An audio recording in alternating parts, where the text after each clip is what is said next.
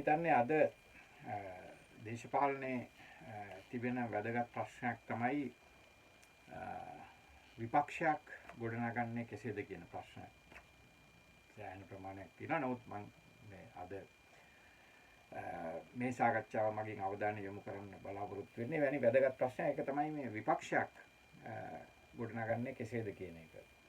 ඒත් වශයෙන්ම මේ විපක්ෂයක් නූතන අපි හිතමු වර්තමානයේ අපි ජීවත් වෙන ප්‍රජාතන්ත්‍රවාදී දේශපාලනය තුළ නැත්නම් ප්‍රජාතන්ත්‍රවාදී ආණ්ඩුකරන අඩවිය තුළ විපක්ෂය කියන්නේ ඉතා වැදගත් දෙයක්. ඒ කියන්නේ විපක්ෂය අවශ්‍ය වෙන එක නිකන් අර සාමාන්‍යයෙන් විපක්ෂයක් අවශ්‍ය නිසාම නෙවෙයි. ඒක ජනතාවගේ පැත්තෙන් ගත්තාම විපක්ෂයක් අවශ්‍යයි. ඒ කියන්නේ මගේ දේශපාලනේ මම ස්ථානගත කරන්න, මම යෝජනා කරන්න, මගේ කියාපෑම තමයි මම කැමැති නියෝජනය කරන්න මේ දේශපාලනයේ ජනතාවගේ ස්ථානය කියන එක. ඒක නියෝජනය කරන්න කවුරුත් මට මේ අහන්න පුළුවන් ඔයාලට කවුද ලයිසන් දුන්නේ කියලා. එහෙම කවුරුත් ලයිසන් දීලා නැහැ. මමම තමයි ලයිසන් එක අරගෙන තියෙන්නේ. ඒක මගේ ක්ලේම් එකක්. ඒක ඕන කෙනෙකුට ප්‍රතික්ෂේප කරන්න පුළුවන්, ප්‍රශ්න කරන්න පුළුවන්. මගේ උත්සාහය ඒක. මට විතරක් නෙවෙයි ඕන කෙනෙකුට ඒක කරන්න පුළුවන්. ඒක ඇවිල්ලා ඒ සාකච්ඡාව තුළ තීරණය වෙන දෙයක්. දැන් මම මේ පැහැදිලි කරේ මගේ ස්ථානය දේශපාලනයට මැදිහත් වෙන මගේ ස්ථානය මොකක්ද කියන එක පැහැදිලි කරන්න ඒක වැදගත්. ඒ කියන්නේ කෙනෙක් Taman පෙනී සිටින්නේ මොකක්ද කියන එක පිළිබඳව Tamanම ප්‍රකාශ කරන්න කුමක්ද කියන එක වැදගත් සාකච්ඡාව සඳහා. ඒ අර්ථයෙන් දැන් ඒ ජනතාවගේ අඩවිය කියන්නේ මොකක්ද කියන එක මම නැවත විස්තර කරන්න යන්නේ. මම ඒක පැහැදිලි කරලා තිබෙනවා මීට පෙර. ඒ ජනතාවගේ පැත්තෙන් ගත්තහම ජනතාව නියෝජිතයෝ පත් කරන ආණ්ඩුකරණය සඳහා ඒ පත් වෙන නියෝජිතින් අතරින් කට්ටියක් ආණ්ඩුකරණයට යනවා, කට්ටියක් විපක්ෂයට යනවා. ඒකත් වෙනවා. ආණ්ඩුවට යනවා, තව කට්ටියක් විපක්ෂයේ ඉන්නවා. මේක සාමාන්‍යයෙන් මේක තාක්ෂණික දෙයක් නෙවෙයි. මූලික අපේ දේශපාලන සැකස්මේ තියෙන මූලික ඒ ටෙක්නිකල් කාරණයක් ඒක. Taman ඡන්දේ එක අපේක්ෂකෙන් ඉදිරිපත් වෙන අපේක්ෂකෙන් ඡන්ද දෙනවා. ඒ ඡන්ද දෙන අයගෙන් කට්ටියකට ආණ්ඩුවක් පිහිටවීමේ හැකියාව ලැබෙනවා, කට්ටියකට ලැබෙන්නේ නැහැ. ඒ විදිහට ටෙක්නිකලි බොහොම තාක්ෂණිකව බැලුවොත් ඒ දේශපාලන තාක්ෂණය ඇතුලේ ඒ දේශපාලනයේ වැඩ කරන ආකාරය අනුව සහාය ව්‍යවස්ථානුකූලව හැදිලා තියෙන දේ අනුව බෙදෙනවා ආණ්ඩුව සහ විපක්ෂය විදිහට. දැන් ඒකේ එතන තිබෙනවා ඒ විපක්ෂයේ කාර්යභාරය වෙන්නේ ඒ ආණ්ඩුවේ ක්‍රියාවලිය සම්බන්ධව ඒකට විවේචනාත්මක වීම කියලා කියනවා. විපක්ෂ වීම කියන එකත් ඒක විවේචනය කිරීම ආණ්ඩුවේ කටයුතු කොයිතරම් මහ ජනතාවගේ අභිලාෂ වලට අනුකූලද කියන එක බලලා ඒක ප්‍රශ්න කිරීම තමයි සාමාන්‍යයෙන් ඒ අපි හිතමු දේශපාලන විද්‍යාව පිළිබඳ ආණ්ඩුකරණය පිළිබඳ ටෙක්ස්ට් බුක්ස් නැත්නම් පාඩම් පොත් බලපුවාම ඒව ආශ්‍රයෙන් අපිට එන්න පුළුවන් නිගමනය.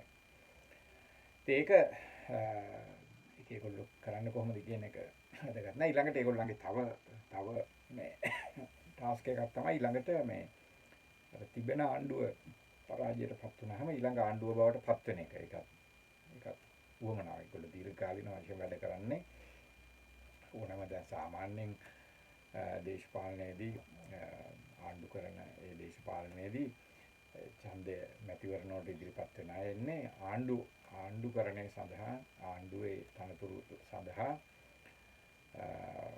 තමයි ඒගොල්ලෝ මේ මැදිහත් වෙන්නේ. ඒ නිසා ඒ විපක්ෂයේ ඉන්න අයගෙත් අරමුණ ඒක ඒ විදිහට තිබෙනවා. නමුත් මේක අපි දැන් මේක කියන්නේ ඒක අර ඉදිරිපත් වෙන මේ නියෝජිතයන්ගේ අපේක්ෂකයන්ගේ පැත්තෙන් ගත්තොත් එහෙම වුණාට දැන් කියන්නේ ජනතාවගේ පැත්තෙන් ගත්තහම වැදගත් දේ තමයි ඒ ජනතාව ඡන්ද දෙනවා යම්කිසි ආණ්ඩුවක් පත් කිරීම සඳහා. දැන් සාමාන්‍ය ජනතාව ඡන්ද දෙනකොට කිසියම් අපේක්ෂකයෙකුට හෝ අපේක්ෂිකාවකට ඡන්ද දෙන්නේ අනිවාර්යයෙන්ම ආණ්ඩුවක් පිහිටවීම සඳහා.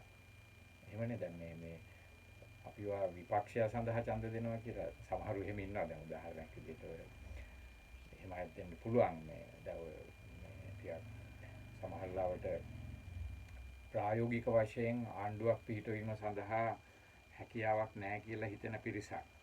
හැකියාවක් නැහැ කියලා හිතන පිරිසක් කියන්න පුළුවන් අපිට හොඳ විපක්ෂයක් වීම සඳහා අපිටත් අවස්ථාවක් දෙන්න කියලා. දැන් ඔය පෙරටුගාමී සමාජවාදී පක්ෂය එහෙම ඒ විදිහට තමයි ඡන්දෙ ඉල්ලුවේ. සාමාන්‍යයෙන් අර මේ වැඩිපුර ජනයාගේ නැඹුරුව තියෙන්නේ එහෙම නෙමෙයි. දැන් ඒක නිසානේ මම පෙරටුගාමී පක්ෂය ගැන ඉස්සරහට කතා කරනවා මේකෙදි.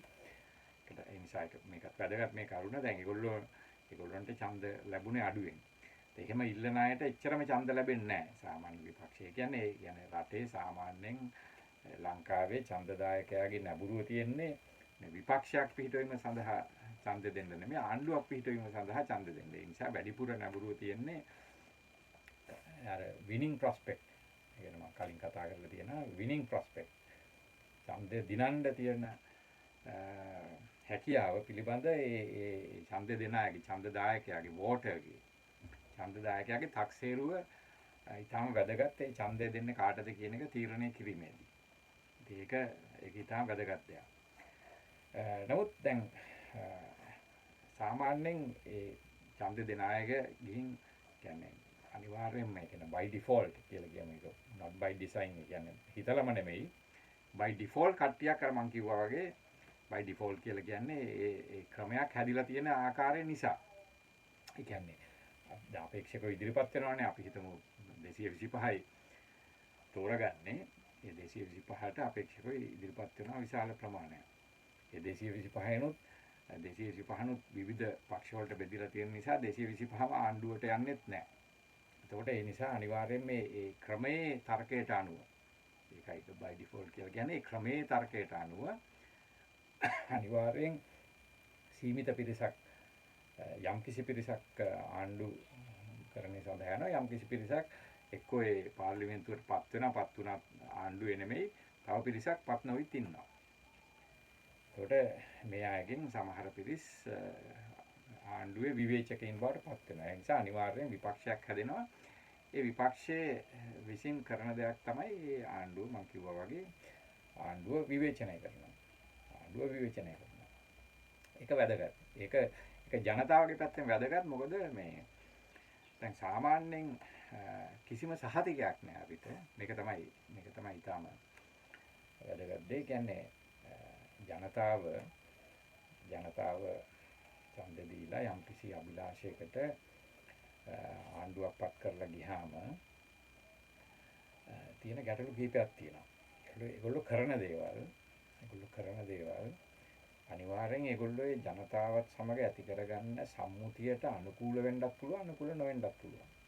එහෙම අනුකූල වෙන බවට සම්පූර්ණ සහතිකයක් නැහැ. يعني සාමාන්‍යයෙන් සහතිකයක් නැහැ අනුකූල වෙන බවට. ඒගොල්ලෝ කියන්න පුළුවන් ඒක. ඒ වගේම තව එකක් තියෙනවා. ඒක තමයි මොකක්ද ඇත්තටම ජනතාව බලාපොරොත්තු වෙන්නේ කියන එක දන්නෙත් නැහැනේ. ඒකත් එතන ප්‍රශ්නයක් තියෙනවා. මොකටද ඇත්තටම ජනතාව ඡන්දෙ දුන්නේ කියන එක ගැන හොයලා බැලීම සඳහා එහෙමටම ක්‍රමයක් නැහැ. ඒ නිසා නිතරම මෙතන තිබෙනවා බොහොම ගැටලු සහගත අර්ථකථන විවිධත්වයට විවෘත ක්ෂේත්‍රයක්. ඉතින් ඒක මම හිතන්නේ ඒක අපි වැදගත් මේක තේරුම් ගන්න එක. හරි. සාමාන්‍යයෙන් ඔය දේශපාලනේ කතා කරන දේවල් තේරුම් ගන්න මෙච්චර සංකීර්ණ වෙන්න ඕන. නමුත් මේ අපි සමහර ඒ සංකීර්ණ දේවල් අවබෝධ කර ගැනීම වැදගත් වෙන්න පුළුවන්. සමහර පිරිසකට හෝ විශේෂයෙන් මේ channel එකේ මම කතා කරන්නේ ටිකක් ඒ වගේ දේවල් කතා කරන්න තමයි මගේ කැමැත්තක් තිබෙන්නේ. ඉතින් එතෙන්දී තමයි ඔය ඒ විවේචනාත්මක දේශපාලනය කියන එක ඉතාල වැදගත් වෙන්නේ. එතකොට මේ විවේචනාත්මක දේශපාලනය මම මීටත් කතා කරා. විශේෂයෙන් ඒ ඔය සාකච්ඡා කරන විවේචන කිරීම හරහා ඒ විවේචක අඩවියක් ඇතිවීම අපි ඕකට කියන්න පුළුවන් ඩෙලිබරේෂන් කියලා මම අර විද්‍යානන්ද ජයවීරගේ ප්‍රකට නැතක පළවෙච්ච කෘතියේ පාවිච්චි කරලා තියෙන විදිහට නම සංවිචාරණය. මේ සංවිචාරණයේ අඩවිය. domain of deliberation කියලා කියන්නේ සාකච්ඡා කරන මහජන දැන් මේ මම කතා කරනවා වගේ තවත් අය විවේචනය කරනවා මේ විවේචනයේ අඩවිය මේක ප්‍රජාතන්ත්‍රවාදයේ ඉතා වැදගත් දෙයක්. ඒකට ඒකේ ආණ්ඩුව තියෙන්න ඕනේ අර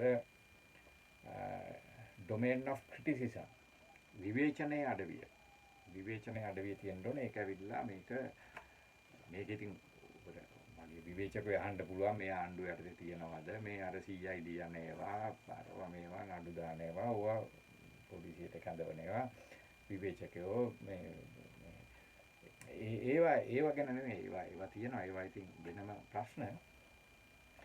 නමුත් ප්‍රජාතන්ත්‍රවාදයේ මූලික අවශ්‍ය දෙයක් තමයි මේ domain of criticism කියන්නේ විවේචනාත්මක මැදිහත් වීමේ අඩවිය. මේක තියෙන දෙයක්.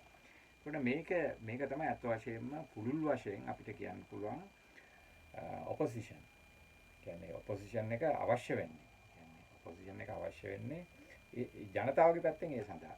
ඒ කියන්නේ අර ඒ විපක්ෂයේ ඉන්න අයගේ අපේක්ෂාවන් තියෙන පුළුවන්. ඒ කියන්නේ නිතරම දේශපාලනේ තියෙනවනේ අර අපි සාමාන්‍ය ජනතාව තියෙනවා. මම මේකට කියන්නේ ප්‍රබූන් කියන වචනේ සමහර විට මෙතන නොගැලපෙනවා වෙන්න පුළුවන්. ඒක කියන්නේ ප්‍රබූන් කියලා කියන්නේ නිතරම ජනතාව අතරින්ම පිරිසක් බිහි වෙනවා. ප්‍රබූන් කියන එක ඒ නිසා පාවිච්චි කරන්න පුළුවන්. යම් ක්‍රියාවලින් නිසා ඒ ජනතාවට උඩින් ඉන්න. ඔකට ඇත්තටම කාල් මාක්ස්ගේ එහෙම රචනාවල සිවිල් සමාජය කියන වචනයත් පාවිච්චි වෙනවා ඔය සඳහා. අපිට ඒක සිවිල් සමාජය කියලා කියන්න පුළුවන්. සිවිල් සමාජය කියන එක වචන මම කැමති නෑ. ඒ කියන්නේ ඒ නිසා මම කැමති පොලිටිකල් එලීට් කියන වචනේ පාවිච්චි කරන්න. දේශපාලන ප්‍රභූතන්ත්‍රය කියලා පිරිසක් මෙහෙම ඒ ජනතාවගේ අඩවියෙන් මෙහෙම උඩට එනවා. උඩට ඇවිල්ලා මේගොල්ලෝ මේ දේශපාලනය කියන ඩොමේන් එක දේශපාලනය කියන ක්ෂේත්‍රය තුල ඒගොල්ලෝ කටයුතු කරන පිරිසක් බවට පත් වෙනවා. සමහරු ඡන්දෙ ඉල්ලනවා, සමහරු ඡන්දෙ ඉල්ලන්නේ නැහැ, සමහරු අර ඇඩ්වොකසි කියන ඒවා කරනවා, NGO දාගන්නවා වෙන්න පුළුවන්. එක ඒවා ඔය ඇඩ්වර්ටයිසින් කරනවා වෙන්න පුළුවන්, ප්‍රචාරණයන්ට සම්බන්ධ වෙන්න පුළුවන්. ඒ කියන්නේ විවිධ ආකාරයෙන් මේ අපි හිතමු මේ දේශපාලනය කියන එක වෘත්තියක් ඒ විදිහට කරගෙන ඒකේ ඒ දේශපාලනය කියන ඩොමේන් එක තුල ඒ කටයුතු කරන පිරිසක් ඒගොල්ලෝ ටිකක් අර ඒ කියන්නේ ඒකටත් හැදෙනවා එහිම වූ දෙයක් බවට ඒපත් වෙනවා. ඒ කියන්නේ ඒක ඔටෝනමස්. ඒ කියන්නේ යම්කිසි ස්වායත්ත ක්ෂේත්‍රයක් බවට ඒ දේශපාලනයේ අඩවියපත් වෙනවා. අපිට සාමාන්‍යයෙන් කියන්න පුළුවන් ඒ ඩොමේන් එකේ වැඩ කරන අයට අපි කියනවා ඒ පොලිටිකල් එලිට් එක කියලා. ඒක තියෙනවා ඒ පැත්තේ ඉන්නවා ඊළඟට මේ අර ජනතාවගේ අඩවිය තිබෙනවා. එතකොට මේ වෙනස ඉතාම වැදගත්. හරි. එතෙන්දී දැන් ඒ ප්‍රභූතන්ත්‍රයේ ඉන්න අයට තියෙනවා වෙනම ඒ දේශපාලනය සම්බන්ධයෙන් වෙනම න්‍යාය පත්‍ර වෙනම අභිලාෂ. ඒකත් හරි වැදගත්. ඒගොල්ලෝ අර ඒ ජනතාවගේ අභිලාෂ ඒගොල්ලෝ ඉෂ්ට කරා හෝ නැතා හෝ ඒගොල්ලෝ කියනවා තමයි. ඒගොල්ලෝ ක්ලේම් කරනවා තමයි අපි ජනතාව වෙනුවෙන් තමයි පෙනී හිටින්නේ එහෙම කියලා. ඒක හැබැයි එහෙම කීවම එක සහතිකයක් නෙමෙයි ඒකට. ඒ කියන්නේ කිව්ව පමණින්ම එහෙම වෙන්නේ නැහැ. ඒකට යම් තව requirements තව යම් ඉටු විය යුතු දේවල් තිබෙනවා. ඒවා දේශපාලනයේ අපි ටිකක් ගැඹුරින් තේරුම් ගන්න යනවා නම් ඒවා වැදගත්. ඒක නිසා ඒ උදාහරණයක් විදිහට අපි හිතමු යම්කිසි පක්ෂයක් මේ ඡන්දෙදී විපක්ෂයට ගියාම දැන් විපක්ෂයේ ඉන්නවනේ පාර්ලිමේන්තුවේ. ඒගොල්ලන්ගේ අරමුණ තමයි කොහොම හරි ආණ්ඩුවට පැනගන්න එක. එක විදිහට පැනගන්න පුළුවන්. දැන් සමහරු උත්සාහ කරන්න පුළුවන්. මෙහෙම දැන් සමහරු උත්සාහ කරන්න පුළුවන්. කියන්නේ ආණ්ඩුවත් එක්ක ඩීල් එකක් ගහලා ආණ්ඩුවට ඇතුල් වෙන. ඒක සමහර අය ඉන්නවා. ඒගොල්ලෝ ඇත්තටම උත්සාහ කරා මේ ආණ්ඩුව ආපුවම පුළුවන් නම් ඒගොල්ලොත් එක්ක ටිකක් සාකච්ඡා කරලා නිකන් ආණ්ඩුව එහෙම ඉන්නවනේ ඕන ආණ්ඩුවකට යන පිරිසක් ඉන්නවනේ දාසිරි ජයසේකර ඒ වගේ ඕන පැත්තකට ආණ්ඩුවක් ආපුවම ඒගොල්ලෝ මාරු වෙනවා. ඉතින් මම හිතන්නේ මේ ආණ්ඩුවත් එක්කත් එහෙම ඒගොල්ලෝ ගොඩක් උත්සාහ කරපුවා හිටියා. කොහොම හරි මේ යන්න එපත රාජිත සේනාරත්නල වගේ අය යම් තාක් දුරට මේ ඔය ඒ කියන්නේ එක මේ තව වගේ නම් විශාල වශයෙන් කියන්න පුළුවන්. ඒගොල්ලෝ කියන්නේ ඒගොල්ලෝ ඇවිල්ලා අර පහුගිය අවුරුදු 20 30 විතර කාලය තුල ඒගොල්ලෝ කියන්නේ ස්ථාවර පක්ෂපාතීත්වයක් නෑ ඕන පැත්තකට යනවා. එහෙමයි ඉන්නවා. එහෙම බැරි දැන් යන්න උත්සාහ කරලා බැරි වෙනවනේ. බැරි වුණාම ඒගොල්ලෝ උත්සාහ කරනවා ඊළඟ ආණ්ඩුව පිටවන්න. එහෙම තමයි තේරුම් ගන්න ඕනේ. ඒතකොට ඒගොල්ලන්ට අර ජනතාවගේ පැත්තේ නෙමෙයි ඒගොල්ලන්ට වෙන ඒක තමයි අර දේශපාලනය කියන්නේ ඔටෝනමස් ඩොමේන් එකක්. ස්වායත්ත අඩවියක්. එතන විපක්ෂයක් තියෙනවා. ඉතින් මම ඒ කතා කරන්නේ මම කියවනේ මම කතා කරන්නේ අර ජනතාවගේ ආස්ථානයේ ඉඳලා කියලා. ජනතාව පිළිගන්නවද නැද්ද කියන වෙනම කාරණයක්. ඒක තමයි මගේ අපේක්ෂාව. ඒ ජනතාවගේ අපේක්ෂාව නෙමෙයි ජනතාවගේ පැත්තෙන් නෙමෙයි අර ඒ දේශපාලන ක්ෂේත්‍රයේ තියෙන ඒ ඩොමේන් ඔෆ් පොලිටිකල් එලීට් දේශපාලන ප්‍රභූතන්ත්‍රයේ ක්ෂේත්‍රයට සාපේක්ෂව ඒගොල්ලොන්ට මේ තියෙන පොදු උදාහරණයක් විදිහට සජිත් ප්‍රේමදාසට හරි නාමල් රාජපක්ෂට හරි දිලිත් ජයවීරට හරි චම්පික රණවකට හරි රනිල් වික්‍රමසිංහට හරි ඒගොල්ලන්ට ඕන වෙනවා මේ ආණ්ඩුව මේ අයින් කරලා ඒගොල්ලන්ගේ තමන්ගේ ආණ්ඩුව පිටව ගන්න. ඒක වෙනම එකක්. ඒක අර ජනතාවගේ අභිලාෂයත් එක්ක පටලව ගන්න ඕනේ නැහැ. ජනතාවගේ අභිලාෂය යම් කිසි විදිහක නියෝජනය වෙනවා වෙන්න පුළුවන් නොවෙනවා වෙන්න පුළුවන්. නමුත් ඒක වෙනම අභිලාෂයක්. දැන් අපි කොහොමද දැන් ඒ ජනතාවගේ තන ඉඳලා අරගත්තාම ජනතාවගේ තන ඉඳලා ගත්තාම විපක්ෂය පිළිබඳ ප්‍රශ්නයට අපි ප්‍රවේශ වෙන්නේ. එතකොට මේ ජනතාවගේ පැත්තෙන් ගත්තාම අවශ්‍ය වෙන්නේ දැන් ඒ තමන්ගේ ආණ්ඩුවක් තිබෙන කියන්නේ තමන් පත් කරලා තියෙන ආණ්ඩුවක් තියෙනවානේ. මේ ආණ්ඩුවේ කටයුතු කොයිතරම් දුරට ඒ ආණ්ඩුවේ මේ තමන්ගේ අභිලාෂ වල පිළිඹුවක්ද කියන එක සාතික කරගන්න අවශ්‍යයි.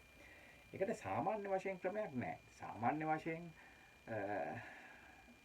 හරියට කියන්න බෑ මොකක් හරි වුණාම මේක ක්‍රමයක් නැහැ. මේක ජනතාවට ජනතාභිලාෂ වලට පක්ෂයි විපක්ෂයි එහෙම කියලා කරන ක්‍රමයක් නැහැනේ. ඒක අපි සාමාන්‍යයෙන් දන්නවනේ. නෑ. ඒකට ඒක නිකන් ඒක ඇවිල්ලා මේ අර්ථකථනයට විවෘත ක්ෂේත්‍රයක්. අර්ථකථනයට විවෘතයි. ඒකට ඕනේ හරි. ඒකට අර්ථකථන තමයි තියෙන්නේ. හැබැයි ඒ තුල සාපේක්ෂ වශයෙන් අපිට අවශ්‍ය කරනවා මේ කියන්නේ ඒ ජනතාව වෙනුවෙන් අර ආණ්ඩුව විවේචනය කරන ආණ්ඩුව සම්බන්ධ විවේචනාත්මක වන සමහරට ඒ ආණ්ඩුව අපි හිතමු ඒ ඕනෑම ආණ්ඩුවකට ඒ ආණ්ඩුවක ලෙජිටිමසි එක නැති වෙන කාලයක් තියෙනවා. ඒ ආණ්ඩුවක සුජාතභාවය නැති වෙන කාලයක් තියෙනවා. නැති වෙනකොට විකල්පයක් ලෙස පෙනී සිටින පිරිසක් ඉන්න ඕනේ. ඒ කියන්නේ සාමාන්‍ය ඕනෑම දේශපාලන බල කණ්ඩායමක් අර දේශපාලන අර ප්‍රභූ අඩවිය තුල ඒක යම් කාලවල වල ඉන්න ඒගොල්ලෝ නැති වෙලා යනවා. ඒක එහෙම තියෙනවනේ දැන් එක්සත් ජාතික පක්ෂය අවුරුදු 17ක් බලේ හිටිය 77 ඉඳලා 94 වෙනකම්. එතකොට ඒගොල්ලෝ නැති වෙලා ගියා. කියන්නේ නැති වෙලා කියන්නේ ඒගොල්ලෝ පෙරදුනා. එනකොට අර එකක් හැදුනා පොදු ජන එක්සත් පෙරමුණ කියලා හැදුනා. චන්ද්‍රිකාගේ නායකත්වයෙන් එහෙම හැදුනා. ඒ වගේ මොකක් හරි මේ ඒ ජනතාවගේ එතකොට ඒ සම්බන්ධ ජනතාවගේ විශාල එකක් තිබුණා. ඊට පස්සේ මහින්ද රාජපක්ෂ වටේම හැදුනා. එහෙම එකක් තියෙන්න ඕනේ. එහෙම යම්කිසි මේ අර ඒක සාමාන්‍යයෙන් ආණ්ඩුවක් සෑහෙන කල් තියෙනකොට ඒ ආණ්ඩුව එහිම වූ දේවල් කියන්නේ ඒ ආණ්ඩුවේ තියෙන සීමාකම් මේවා තුල ටිකක් අර ජනතාවත් අතර ටෙන්ෂන් එකක් හැදෙන්න පුළුවන්. ඉතින් මේ ආණ්ඩුව කියනවා මේ ආණ්ඩුව එහෙම නෑ එහෙම කියලා ඉතින් ඕන කෙනෙක් එහෙම තමයි කියන්නේ. නමුත් සාමාන්‍යයෙන් අපි ක්‍රමයේ ඒක නොවෙනවා නම් ඒක වෙනම දෙයක්. සාමාන්‍යයෙන් ක්‍රමය තමයි ආණ්ඩුවත් එක්ක ආතතියක් හැදෙනවා. හරි. මොකද මේ ජනතාවගේ නිතරම ආණ්ඩුවක කටයුතු සම්බන්ධව ඩිස්කන්ටෙන්ට් නැත්නම් අතෘප්තියක් ගොඩ නැගෙනවා. මේ අතෘප්තිය සංවිධානය වෙනවා. මේ අතෘප්තියට දේශපාලන වැදගත්කමක් තිබෙනවා. ඒකට ඒක තුල යම්කිසි ඒ මැතිවරණයකදී ඒ ආණ්ඩුවට විරුද්ධව ඡන්දය පාවිච්චි කිරීම සඳහා ඒ අතෘප්තිය හේතු වෙන්න පුළුවන්. එතකොට මේ හේතු වෙනකොට මේ ඒ බලය ඒ කියන්නේ ආණ්ඩුව කියන්නේ ජනයාට ඡන්දය දීම සඳහා විකල්ප විකල්ප ක්ෂේත්‍රයක් තිබෙන්න ඕනේ. සහ ඒ විපක්ෂ ක්ෂේත්‍රයක් තියෙන්න ඕනේ සහ ඒක එකක්. අනිත් එක තමයි මේ ආණ්ඩුව බලේ ඉන්නකොට ඒක දුවස් නැතත් ඒ ආණ්ඩුවේ කටයුතු ගැන ඒ විවේචනය කිරීම සඳහා පිරිසකුත් ඉන්න ඕනේ. අපි හිතමු විවේචනය කිරීමට නම් ඕන තරම් සමාජ මාධ්‍ය හරි ඒවා තියෙනවා කියලා. අර මුල් කාරණේ. ඒ කියන්නේ ආණ්ඩු බලය ගන්න පිරිසක් ඉන්න ඕනේ. හරි. ඒක තමයි වැදගත්. දැන් සාමාන්‍යයෙන් ගත්තාම දැන් ඔය මේ සමාජ මාධ්‍ය මේ ইনফরমේෂන් මේ කොමියුනිකේෂන් මේ මීන්ස් වල නැත්තම් සංනිවේදන මාධ්‍ය වල ඇති වෙලා තියෙන මේ විප්ලවීය පෙරළිය නිසා අත වශයෙන්ම මේ ආණ්ඩුව විවේචනය කරන්න පාර්ලිමේන්තුව ඇත්තටම පාර්ලිමේන්තුවක් අවශ්‍යමත් නැහැ දැන් ඔය වෙන ඒවට තියෙනවා සාමාන්‍යම ටෙක්නිකල් දේවල් වලට. ඒ කියන්නේ ඇත්තටම පාර්ලිමේන්තු සංවාද කියන එක වැඩක්ම නැහැ. තියෙන්නේ පාර්ලිමේන්තුවේ ඇත්තටම වැදගත් වෙන්නේ අර ඡන්ද විමසීම් විතරයි. ඒ ඡන්ද විමසීම් වලට වඩා වැඩි දෙයක් අපිට කියන්න පුළුවන් පාර්ලිමේන්තුවෙන් කියන්නේ ප්‍රායෝගික වශයෙන් වැඩක් නැහැ. කියන්නේ ඩිබේටිං නේ. සාමාන්‍යයෙන් පාර්ලිමේන්තුවෙන් ඉස්සර අවශ්‍ය කරන්නේ පාර්ලිමේන්තුවේ ඩිබේට් කරනවා යම් දේවල්. දැන් ඇත්තටම පාර්ලිමේන්තුවේ ඩිබේට් කරන ඒවා බොහොම නිකන් ෆෝමල් කියන විධිමත් දේවල් මිසක් ඒවට කිසිම අර්ථාන්විත භාවයක් නැහැ. ඒ කියන්නේ ඒවා තේරුමක් නැහැ. තේරුම තියෙන ඇත්තටම ඡන්දේ විතරයි. කියන්නේ යම් කිසි පනතක් සම්මත කරගන්න ඕන නම් ඒකට පක්ෂව දෙනවද විරුද්ධ පක්ෂව දෙනවද? ඇත්ත වශයෙන්ම දැන් මොකද මේ සමාජයේ මේ පාර්ලිමේන්තුවෙන් පිට එවැනි ඩිබේටිං ස්පේස් එකක් ඇති වෙලා තියෙනවා. එතකොට මේ ඩිබේටිං ස්පේස් එක ඇතුලේ අනිවාර්යෙන් අර නියෝජිතයෝ ඉන්න മന്ത്രിලා ඉන්නවනේ. ඒගොල්ලෝ තීරණය කරනවා කාට ඡන්ද දෙන්නේ කියලා. සහ ඒගොල්ලන්ගේ පක්ෂවල තියෙන පක්ෂපාතිකම් ඕවා තුල. ඒ නිසා ඇත්තටම පාර්ලිමේන්ටරි ඩිබේට්ස් කියන එක වැඩක් නැති දෙයක්. මූලික වශයෙන් ඒක ප්‍රායෝගික වශයෙන් කිසිම වැදගත්කමක් නැහැ. ඒ නිසා ඇත්තටම දැන් සාමාන්‍යයෙන් අපි මට කවුරු හරි අවස්ථාවක් ලැබලා දුන්නොත් මේ ආණ්ඩු ක්‍රම ව්‍යවස්ථාවක් හදන්න මේ පාර්ලිමේන්තුව මේක රීසෙට් කරනවා කියන මේ නැවත සකස් කරන්න මම නම් කරන්නේ රීස්ට්‍රක්චර් කරන්න කියලා කියනවා. මම නම් කරන්නේ මේ පාර්ලිමේන්තුව මොකද කාලෙත් ඉතුරු යනවා මේවා ඔය පාර්ලිමේන්ටරි ඩිබේට්ස් කියන එක නතර කරනවා. පාර්ලිමේන්ටරි ඩිබේට්ස් නෙමෙයි පාර්ලිමේන්තුව රැස් වෙන්නේ එකම දෙයකට ඒ තමයි ඡන්ද විමසන්න. දැන් ඒ ඩිබේට්ස් සිද්ධ වෙන සමාජය තුල. සමාජවල ඩිබේට්ස් වෙන්න පුළුවන්. ඒක වෙනම අපි කතා කරන්න ඕන එකක්.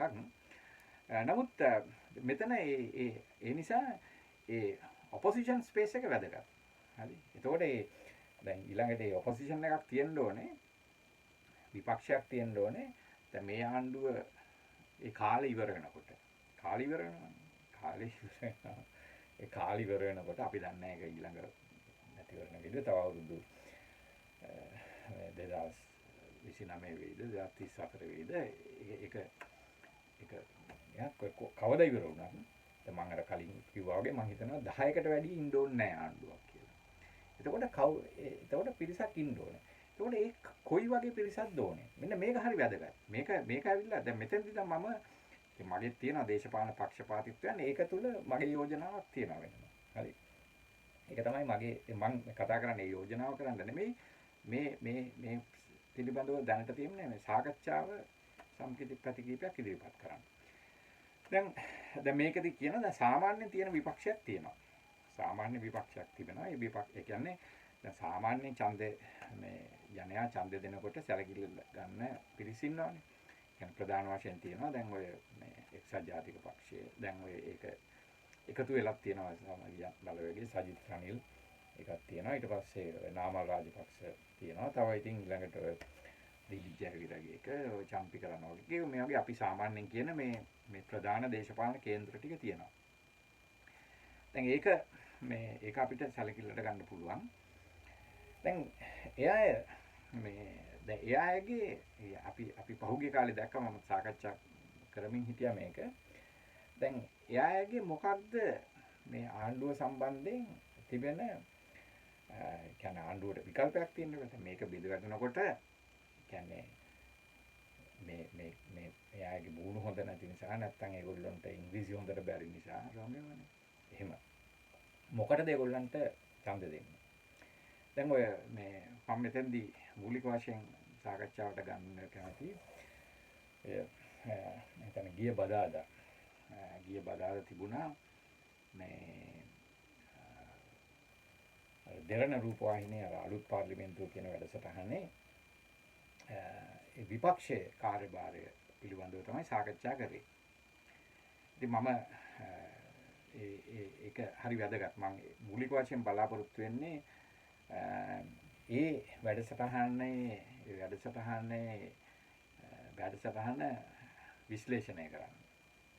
සහ ඊට අමතරව මම තව Facebook කතිකාවෙනුත් කරුණු කීපයක් ගෙනීමට බලාපොරොත්තු වෙනවා. ඒක තමයි මෙතෙක් මම කරේ ඇත්තටම මේකට යම්කිසි පෙරවදනක් ඉන්ට්‍රොඩක්ෂන් එකක් ඉදිරිපත් කිරීම. දැන් මේ වැඩසටහනට සම්බන්ධ වුණේ කීප දෙනෙක් මේ වැඩසටහනේ හිටියේ මේ චන්න ජයසුමන, චරිත හේරත්, චිරාල් ලක්තිලක, සංජීව එදිරිමාන්න සහ පුබුදු ජයගොඩ. ඒ වාඩි වෙලා හිටපු පිළිවෙලට මම මේ කිව්වේ. දැන් සාමාන්‍යයෙන් උතන ඒක වැදගත් දෙයක් තියෙනවා. ඔය දෙරනේ අලුත් පාර්ලිමේන්තු වැඩසටහනට මමත් වැඩිපුරම සහභාගී වෙලා තියෙන රූපවාහිනී වැඩසටහන ආශ්‍රයෙන් වැඩසටහන නිසා මම දන්නවා ඒකේ හොඳට ඒකේ අභ්‍යන්තර ගතිකතා පිළිබඳව. දැන් ඕකේ සාමාන්‍යයෙන් තියෙනවා ඔය මේ වාඩි කරන පිළිවෙලේ යම්කිසි ක්‍රමයක් මම ඔගේ වැඩසටහන ඇතුළේදීම කතා කරලා තියෙනවා. සාමාන්‍යයෙන් ඒ අය වාඩි කරවන්නේ ඒක සාමාන්‍යයෙන් අවසාන පුටුවේ කියන්නේ අවසාන තැන. ගිය වැඩසටහනේ පුබුදු ජයගොඩ වාඩි වෙලා තියෙන තැන සාමාන්‍ය ඒගොල්ලෝ වැඩ කරන්නේ ඒගොල්ලන්ගේ න්‍යාය පත්‍රයට උචිත කෙනා තමයි වාඩි කරවන්නේ.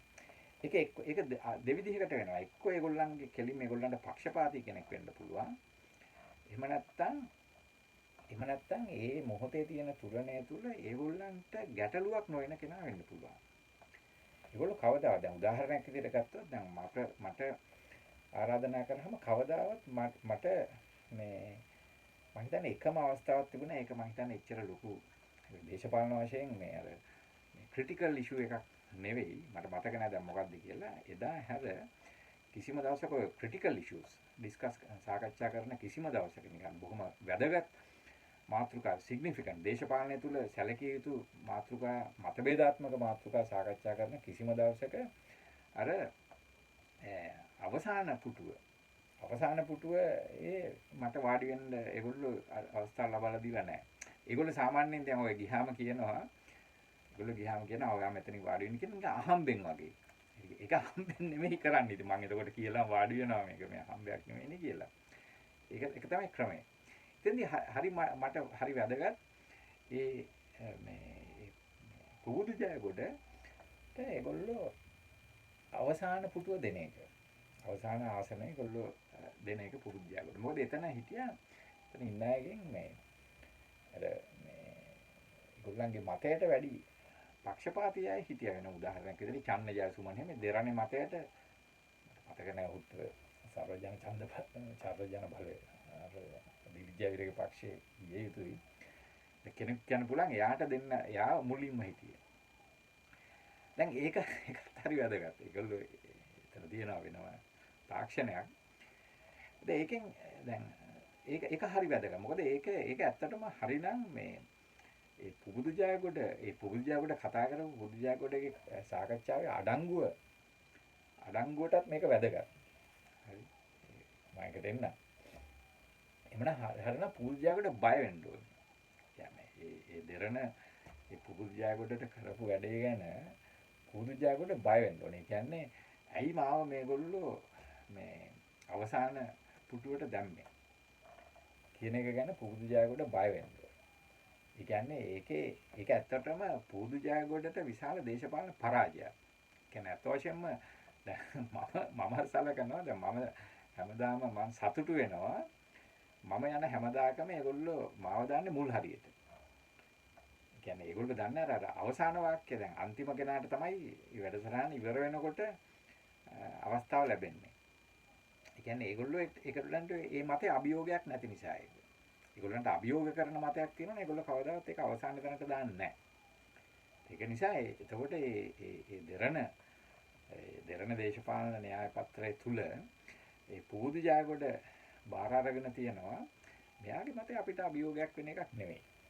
ඒ නිසා එයාට කතා කරන්න දෙන. ඉතින් ඒක ඇත්ත වශයෙන්ම ඒ පුබුදු ජයගොඩ ගේ දේශපාලන සමස්ත ඒ විතරක් නෙමෙයි එයා පෙනී හිටපු මුළු සමස්ත දේශපාලන දැක්මම නිෂේධ කරන විදිහේ දෙයක් තමයි එතන ඒ සිද්ධ වුණේ. එයාට අවසාන අවස්ථාව දෙන්නේ. අනිත් එක තව එකක් වුණා ඒ වැඩසටහනේදී.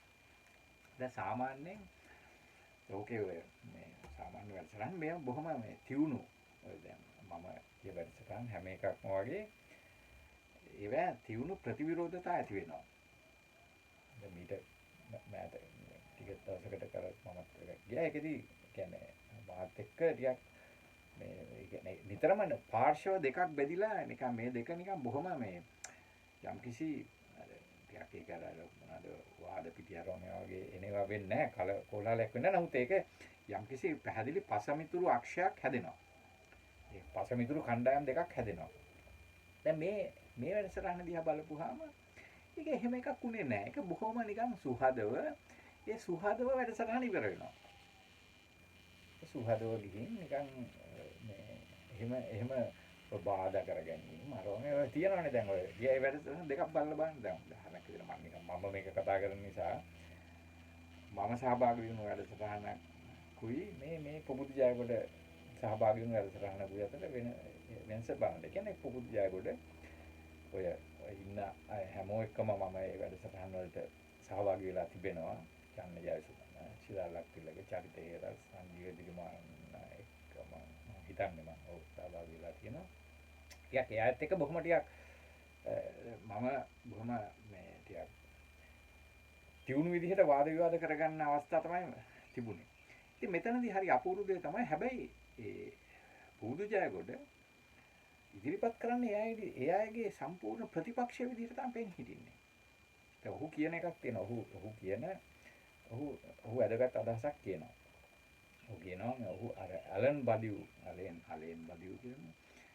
බදිව් කියන ප්‍රංශ ප්‍රකට දේශපාලන චින්තකයා ගේ අදහසක් අරගෙන ඔහු කියනවා අර සාකෝසි සම්බන්ධව ඉදිරිපත් කරපු ඒ කාලේ මේ වාමාංශික සහ දක්ෂිණාංශික කියන ભેදය දැන් මේ දේශපාලනේ අහෝසි වෙලා තියෙනවා. ඒක ඉස්සර වාමාංශික සහ දක්ෂිණාංශික කියලා ભેදයක් තිබුණා. දැන් මේක අහෝසි වෙලා කියලා මේ අහෝසි වීම ඔහු මේ ලංකාවේ දැන් තියෙන එකට ගලපනවා. ඔහු කියන්නේ මෙහෙම එකක්. ඔහු කියන්නේ මේ දැන් මේ ජාතික ජන බලවේගයේ ආණ්ඩුව කියන එක මේකත් මේ දක්ෂිණාංශික ආණ්ඩුවක්. මේ අලුතෙන්ම ඒ දක්ෂිණාංශික ආණ්ඩුවක්.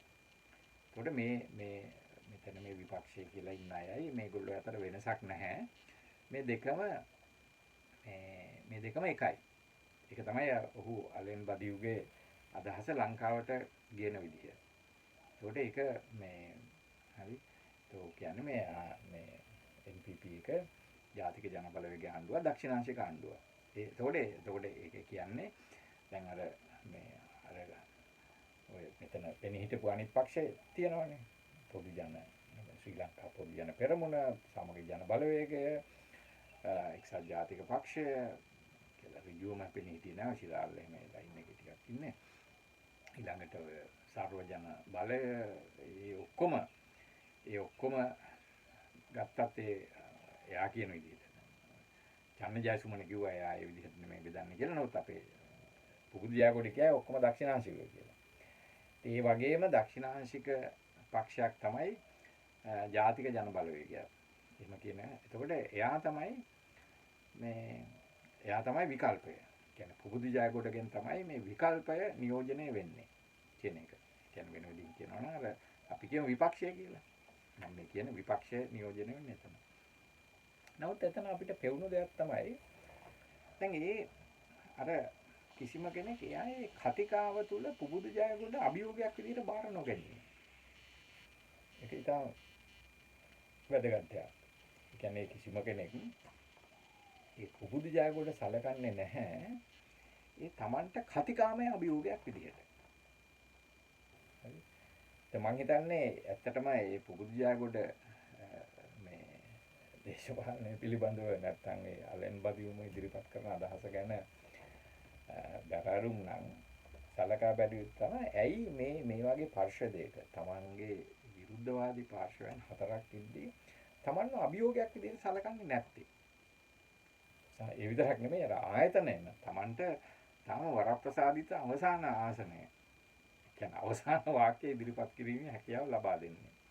මෙතන තමයි පොයින්ට් එක. මෙතන තමයි ඉතා වැදගත් දෙය. කියන්නේ මේ ඒ පුබුදු ජයකොඩගේ කතිකාව බාරගන්නේ නැහැ මේ ඒ අභියෝගාත්මක කතිකාවක් විදිහට අර තියෙන අර ස්ථාපිත දක්ෂිණාංශික විපක්ෂය කියලා කියමු පුබුදු ජයකොඩගේ මේ වචන වලින් ඒ දක්ෂිණාංශික විපක්ෂ කතිකාව බාරගන්නේ නැහැ පුබුදු ජයකොඩ අභියෝගයක් විදිහට. එන්න මේක තමයි වැදගත්. හැබැයි එයා බාර ගන්නවා ජාතික ජන බලවේගයේ අභියෝගයක් විදිහට. ඒක හරි වැදගත්. කියන්නේ ජාතික ජන බලවේගයේ මේ කෙනෙක් ආව නම් උතෙන්ට ඒගොල්ලෝ අර විදිහට දෙන්නේ නැහැ ඒ පුටුව. හරි. උදාහරණයක් මම ගියා නම් එහෙම උතෙන්ට මට ඒ පුටුව දෙන්නේ නැහැ. ඒ විතරක් නෙවෙයි මාත් එක්ක ලොකු ගෝරියක් හැදෙනවා. ඒ කියන්නේ මේ ඒක හැදෙනවා. මම ගැන කිව්වේ මම ඒක ගිහින් තියෙන නිසා වෙන කාරණයක් නිසා නෙමෙයි. එතකොට එතන තියෙන මේ පසමිත දැන් දේශපාලනේ හරි පසමිතුරුතාවය ඉතා වැදගත්නේ.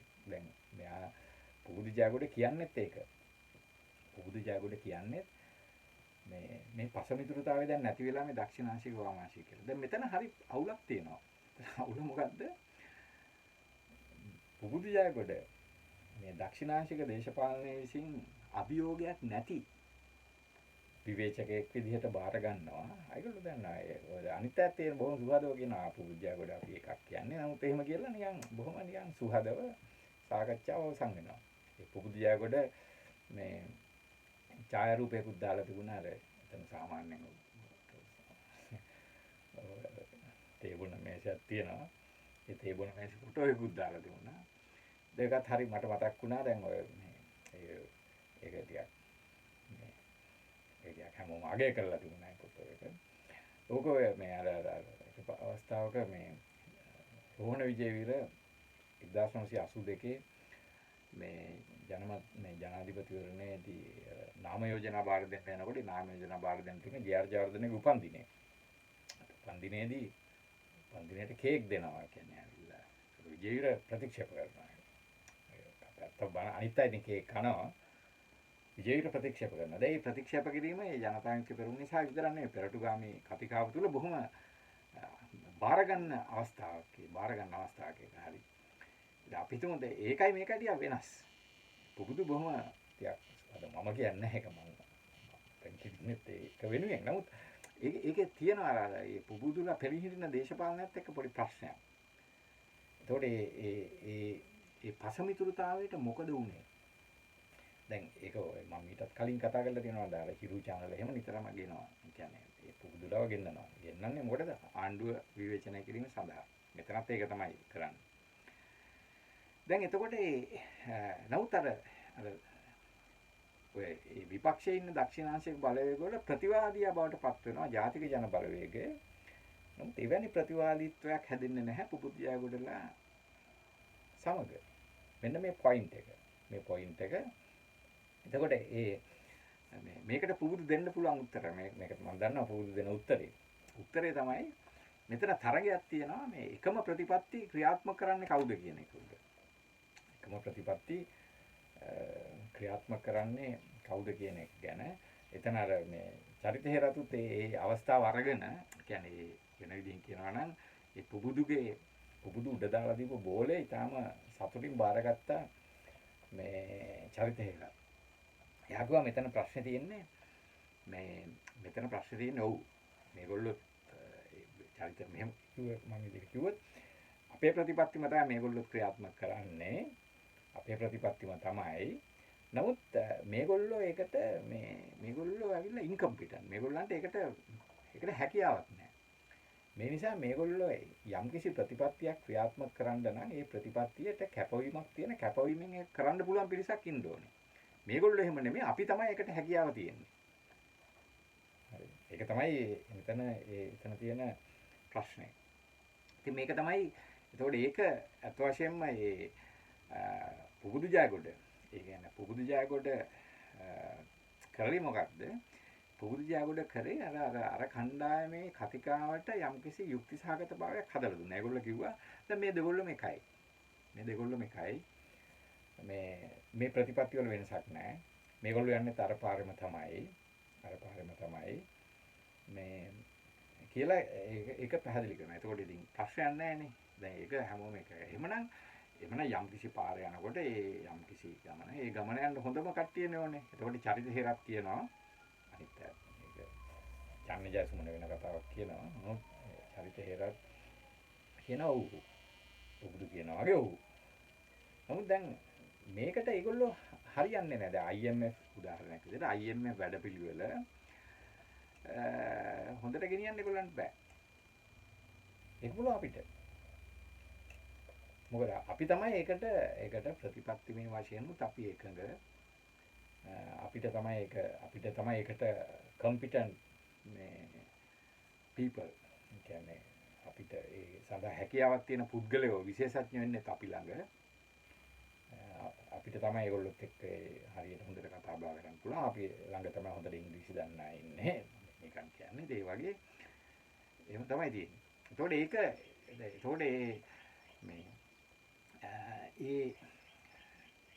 එතෙන්දී අර පුබුදු ජයගොඩ කරන දේ තමයි ඒකට ඒගොල්ලන්ට අර කට්ටියට හදලා දෙනවා එකක් රයිට්. හරිනේ.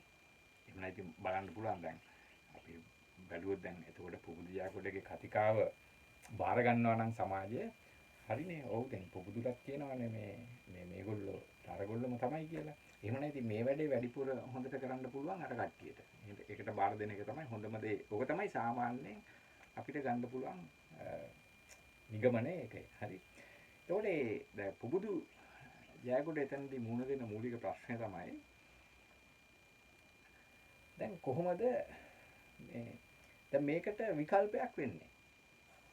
මේකට විකල්පයක් වෙන්න කොහොමද? දැන් මේ විකල්පේ ප්‍රශ්නේ තියෙන්නේ දැන් අපි බැලුවොත් මේ විකල්පය මම මේක කලින් කතා කරලා තියෙනවා. දැන් ඒ විකල්පය සඳහා හැදෙන යම්කිසි සමාජයේ නැඹුරුවක් හැදෙනවා නම් ඒ නැඹුරුව විසින් තෝරාගත්තේ අර ඒගොල්ලොන්ගම නෙවෙයි ජාතික ජන බලවේගය. හරි. ඒකටත් තියෙන්න බෑ යම්කිසි ක්‍රමයක්. දැන් මොකක්ද ඉතින් දැන් අපිට අහන්න පුළුවන් මේක තමයි මම මේක විපක්ෂයේ පිළිබඳ ප්‍රශ්නේනේ. දැන් අපේ තියෙන ගැටලුවක් තමයි දැන් ඔන්න අපිට විපක්ෂයක් ආවේ. දැන් මේ කවුද පුබුදු ජයගොඩත් කියන විදිහට අපිට අවශ්‍යයි විපක්ෂයක්. අපිට අවශ්‍යයි මොකද්ද විපක්ෂය? විපක්ෂය තමයි අර දැන් තියෙන විපක්ෂය නෙමෙයි මේ ආණ්ඩුවට විරුද්ධව යම්කිසි එහි මාවත බැහැර කරන විපක්ෂයක් අවශ්‍යයි කියලා. ඉතින් මේ ළඟදී මම දන්න තවත් Facebook එකේ පුබුදුලත් එක්ක වැඩ කරන එක මේ ක්‍රියාකාරිනියක් කියලා තිබුණා. මොනවාරි දේවල් වලට අදාළව දැන් පේනව නේද? දැන් අපි මෙච්චර අපි කට කැඩෙනකන් කිව්වා මේ ජනාරගල ඒගොල්ලන්ගේ ජනාරගල සන්ධානය කියලානේ. මේ ජනාරගල සන්ධානයට එක පාර්ලිමේන්තු ආසනයක් හරි දිය යුත්තේ ඇයි කියන එක අපි කිව්වා. දුන්නේ නැහනේ. ජනතාව දුන්නේ නැහැ. දැන් ඒ නිසා දුන්නේ නැති නිසා තමයි මෙහෙම කවුරුත් නැත්තේ මේවට විරුද්ධ. මේක සාමාන්‍යයෙන් ඉතින් පැහැදිලි මොකද්ද කියලා. නමුත් මෙතන තියෙන මූලික ප්‍රශ්නයක් තමයි ඇයි දෙන්නේ නැත්තේ? ඇයි ජනයා කියන්නේ දැන් ජනයාගේ ආකර්ෂණය අපි නැතිවරණ දේශපාලනයේ ඉදිරිපත් වෙනවා නම් ඒ ජනයාගේ ආකර්ෂණය වැදගත්. ඉතින් ඒ ආකර්ෂණය දිනා ගැනීමට නම් ඒ ජනයාගේ දේශපාලන පරිකල්පනයට යොමු වෙන්න ඕනේ. ඒකට අපි ඡන්දෙ ඉල්ලලා ඡන්දෙ දුන්න හැතුවම නැහැ කියලා වැඩක් නැහැනේ. ඒකට දැන් එතකොට අපි එනවා එකක් එහෙමනම් හරි. මොකක්ද රෝඩ් මැප් එක? මොකද්ද අපි ඒ වැනි දැන් අපි හිතමු ජනතා විපක්ෂයක් කියලා. දැන් මගේ තේමාව ඒක. මගේ තේමාව තමයි මම මෙතන මූලික වශයෙන් අපේක්ෂා කරන්නේ කොහොමද ජනතා විපක්ෂයක් හදන්නේ? මේ ජනතා විපක්ෂයක් හැදීම කියන එක ඉතාල වැදගත් දෙයක්. එතකොට ඒ ජනතා විපක්ෂයක් හදන්න නම් අපිට අවශ්‍ය වෙනවා දැන් අර ඔය පුබුදුගේම point of departure එකෙන් අපි අරගත්තොත් නැත්නම් ඔහු යොමු වෙන තැනින් ඔහුට අනුව ඔහු සමග සාකච්ඡාවට සහභාගී වෙන පාර්ශ්ව ගණනාවක් ඉන්නවා. ඒ පාර්ශ්ව ඔක්කොම එක පැත්තක්. ආණ්ඩුවත් ඒ පැත්තේ. දැන් ඒක මේ දැන් එතකොට කෙනෙකුට කියන්න පුළුවන් හරි. ඒ ඔක්කොම ආණ්ඩුවයි සජිත් රනිල් දිලිත් ජයවීර නාමල් රාජපක්ෂ මේ ඔක්කොම එක පැත්තක. මේ ඔක්කොම එක පැත්තක අනුර කුමාරත් ඒ පැත්තේ. අනුර කුමාරත් ඒ පැත්තේ. අපි තමයි එකට විරුද්ධ වෙන්නේ. අපි තමයි විපක්ෂය. දැන් කොහොමද ඒක අපි ඒක පිළිගත්තොත් ඒක කොහොමද යථාර්ථයක් බවට පත් කරන්නේ? ඒක කොහොමද ජනයාට කන්වින්ස් කරන්න කියන ප්‍රශ්නය. මෙතන අපිට ඒකට මම නෙමෙයි උත්තර දෙන්න ඕනේ. ඒකට පුදුදලා තමයි උත්තර දෙන්නේ. මම ප්‍රශ්න මතු කරනවා. නමුත් අනිත් පැත්තේ ගත්තම අපිට මේ සාමාන්‍ය ජනතාවගේ අඩවිය තුල සිදුවෙන වෙන එකක් තියෙනවා. දැන් ජනතාවගේ අඩවිය තුල සාමාන්‍යයෙන් බැලුවාම ඔය පුබුදුලාගේ අදහස එහෙමටම පිළිගන්න බවක් අපිට පේන්නේ නැහැ. දැන් සාමාන්‍ය දේශපාලනයේ තියෙනවානේ ඔය නව ලිබරල් වාදය ගැන කියන්නේ මොකක්ද? මේ මොකක්ද? IMF වැඩසටහන ගැන කියන්නේ මොකක්ද? ඒක පිළිබඳ වෙනස්කම් අරවම ඒවා නෙමෙයි මේ ජනතාවගේ අඩවිය තුල ඒ දේශපාලන පසුමිතුරුතාවයේ දේශපාලන කඳවුරු තේරුම් ගන්න වෙන ජනතාමය තාක්ෂණයක් ජනතාමය ක්‍රමයක් තිබෙනවා. ඒ ජනතාවගේ ක්‍රමය තුල මේ ජාතික ජන බලවේගය තෝරාගත්ත යම්කිසි විකල්පයක් විදිහට තෝරාගත්තා. විකල්පයක්නේ. විකල්පයක් කියලා කියන්නේ මේ කොහෙවත් හිටපු 3ක් ඡන්ද ගත්තපු අය තෝරා ගැනීම කියන එක පැහැදිලි ඒක ඩීවියේෂන් එකක්. අපි හිතමු ඒ ආණ්ඩුව ඒ තෝරා ගැනීමෙන් ජනතාව අපේක්ෂා කර මාවතේ ගියාද නැද්ද කියන එක වෙනම එකක්. නමුත් ඒක තෝරාගත්තා. ඒක තෝරා ගැනීම කියන එක ඩීවියේෂන් එකක්. ඒක අර ගමනෙන් අපගමනයි වෙන පැත්තකට හැරවීමක්. වෙන පැත්තකට හැරීමක්. මේ හැරීම ඉතා වැදගත් එකක් නේ. දැන් ඔය පුබුදු ජයකොඩිලා එහෙම මේ අමතක කරන දේ තමයි මෙන්න මේ හැරීමේ තියෙන වැදගත්කම අමතක කිරීම. ඒ පුබුදු ජයකොඩිලක් ඉන්න ගොඩක් අය අවිල්ලා මේ ඒගොල්ලෝ යෝජනා කරා ඒ පුබුදු ජයකොඩිලට මේක බරාරුම ගන්න කියලා. උදාහරණයක් සුමන සිරිලියනගේ එහෙම දැන් කියනවා මේ ආණ්ඩුව යන්නේ දක්ෂිණාසිය මාතෙන් ආණ්ඩුව පරද්දන්න ඕනේ කියලා. නමුත් ආණ්ඩුව පත් වෙන මේ ඡන්දෙදී ජනාධිපති ඡන්දෙදී කිව්වා නෑ අපි මේ පැත්තට හැරෙන්න ඕනේ. මේ පැත්තට ටිකක් දෙන්න ඕනේ මේක කියලා. ඒක ඇහුවේ නෑ ඒකට පොඩි. ඒගොල්ලෝ වෙනම අපේක්ෂයක් ඉදිරිපත් කරා. ඒකට හැබැයි ඒ ජනයා ඒ පැත්තට හැරුණා. ඒ ජනයා පැහැදිලිවම උර්ජාගොඩලා මොනවා කිව්වත් පසමිත්‍රතාවයක් ලකුණු කරා. අර සම්ප්‍රදායික දේශපාලන බලවේග සහ මේ ජාතික ජන බලවේගය අතර යම්කිසි ඉරක් ඇන්දා. දැන් ප්‍රශ්නේ තියෙන්නේ මේ ඉර තාම තියෙනවා. මේ ඉර තාම තිබෙනවා යම්කිසි දුරකට. අපි බලන්න පුළුවන් ඉරේ ස්වභාවය ඡන්දයක් එන්න ඕනේ. දැන් මේක තුල අපි කොහොමද මේ ඔය ඒ විපක්ෂය පිළිබඳ ප්‍රශ්නය අපි පැහැදිලි කරන්නේ. අපි මේ පුබුදු ජයකොඩක තනින්ම ගත්තොත් දැන් මේ හැරුණු ජනතාවගේ තියෙන හැරීම තියෙනවානේ. මේ හැරීම සමග කියන්නේ මම මූලික වශයෙන් කරන්නේ මේ හැරීම ලංකාවේ දේශපාලනයේ තාම වැදගත් හැරවුම් ලක්ෂයක්. මේ හැරවුම් ලක්ෂය සමග ගමන් කරන විපක්ෂ දේශපාලනයක්. කොහොමද අපි මේක තමයි මගේ අවසාන මේ පොයින්ට් එක. මම ඒක ඊළඟ වැඩසටහනේදී වැඩිපුර සාකච්ඡා කරන්න බලාපොරොත්තු වෙනවා. ඒක තමයි හැරවුම් ලක්ෂය. කියන්නේ මේ අපිට අවශ්‍ය විපක්ෂය මොකක්ද? අපිට අවශ්‍ය විපක්ෂය තමයි මේ 2024 ඒ ඇති වුණු මැතිවරණ දෙකෙන් කියමු. ඒ නියෝජනය වෙච්ච ප්‍රකාශයටපත් වෙච්ච මේ දේශපාලන හැරවුම political turn එක. මේ political turn එක නියෝජනය කරන විපක්ෂයක්.